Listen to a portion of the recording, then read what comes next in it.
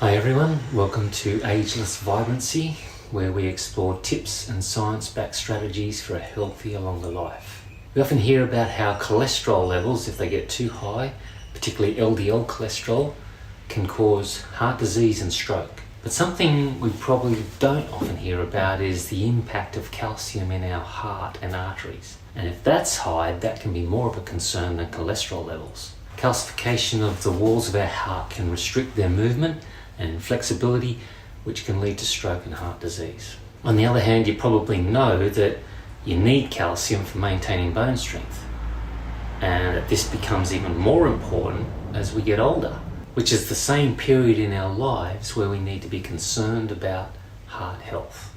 So it's not a matter of taking as much calcium as we want for bone strength, because we want to make sure that we're not hardening our arteries at the same time.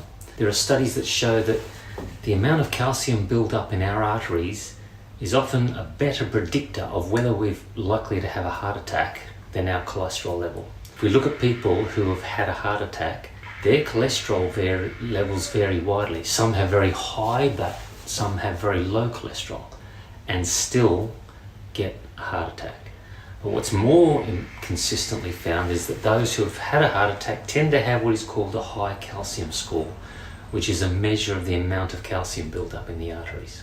While our cholesterol level isn't to be ignored, we really need to pay attention to our calcium score and find ways to prevent the buildup of calcium in our heart. So this raises the question, how do we make sure that we're not getting calcium buildup in our arteries, but we're still able to get it into our bones? Well, we're going to have a look at how calcium gets absorbed into our body and some very simple things that we can do to make sure we get the calcium out of our arteries and into our bones where we want it. This is where vitamin K2 comes into play. Vitamin K2 activates two important proteins, matrix glyprotein, MGP, and osteocalcin. MGP is the protein that prevents arterial calcification. It does this by binding to calcium and then preventing it from being deposited in the arterial walls. On the other side of things, osteocalcin, that is also triggered by K2, helps bind calcium to the bone matrix, ensuring it's directed where it's needed most.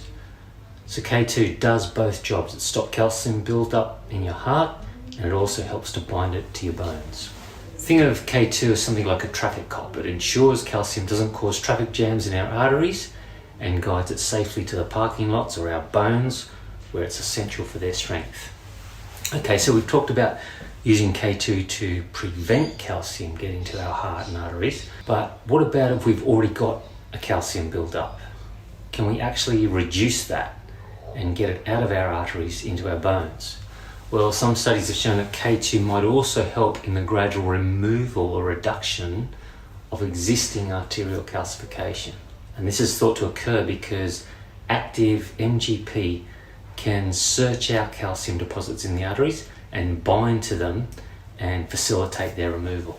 But we can help that process a lot by addressing some of the mechanisms that cause arterial calcification. Calcium is just the ingredient, but it's actually inflammation and oxidative stress that lead to calcification. To try and picture what that's like, imagine a road that's damaged due to heavy traffic and there's potholes starting to form. Workers come to repair the road. However, instead of just filling the potholes with asphalt, they start filling them with concrete, thinking that that's a more permanent solution. And over time, these concrete patches make the road uneven and rigid, leading to traffic jams.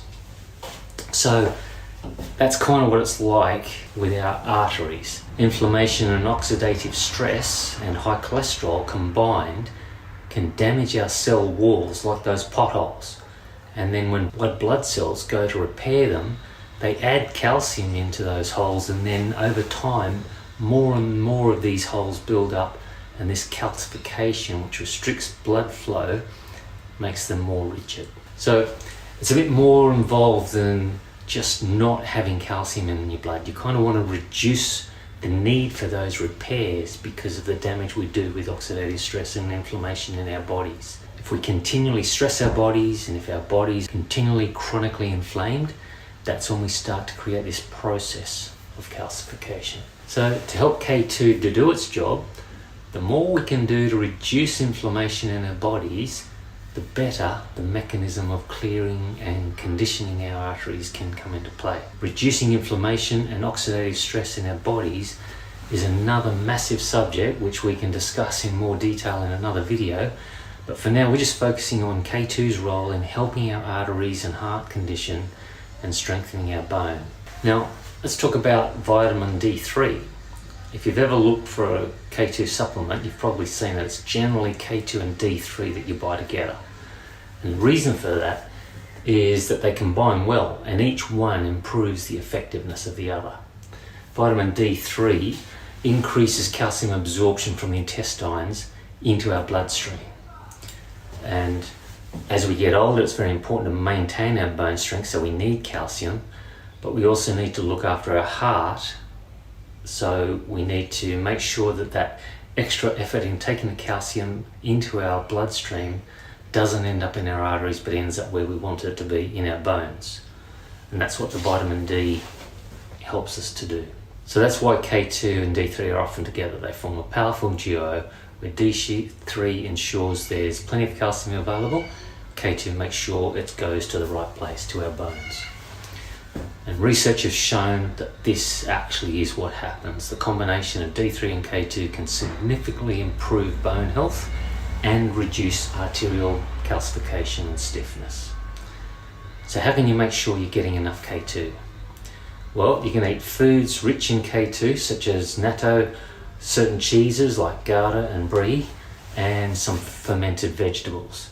But the typical American diet doesn't have much in the way of K2. So supplements can also be an effective way to ensure adequate intake.